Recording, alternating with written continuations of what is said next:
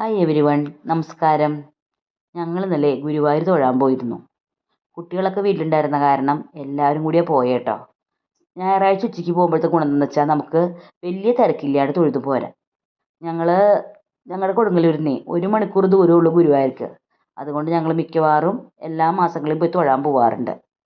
പിന്നെ എനിക്ക് മുന്നൊരു വഴിപാടുണ്ടായിരുന്നു. അതായത് എനിക്കൊരു കൃഷ്ണാട്ടം വഴിപാട് ഏൽപ്പിക്കണമായിരുന്നു.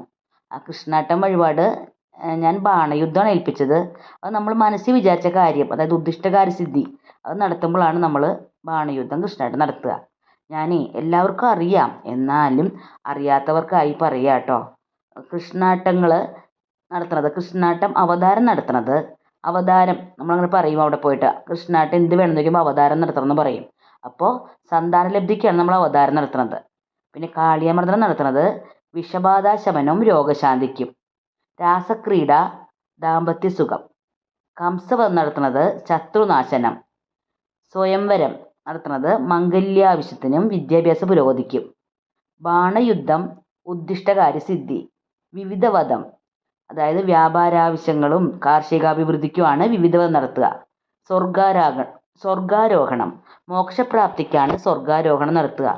നമ്മൾ മോക്ഷപ്രാപ്തി എന്ന് ഉദ്ദേശിക്കുന്നത് തീരെ വയ്യാണ്ട് കിടക്കണവരും വെള്ളമിറങ്ങാണ്ടൊക്കെ കുറേ പ്രായവരൊക്കെ പണ്ട് കിടക്കുമ്പോഴൊക്കെ വീട്ടിലൊക്കെ വായു വലിച്ചൊക്കെ കുറേ ദിവസം കിടക്കുമ്പോഴൊക്കെ നമ്മൾ നടത്തുന്നതാണ് മോക്ഷപ്രാപ്തി.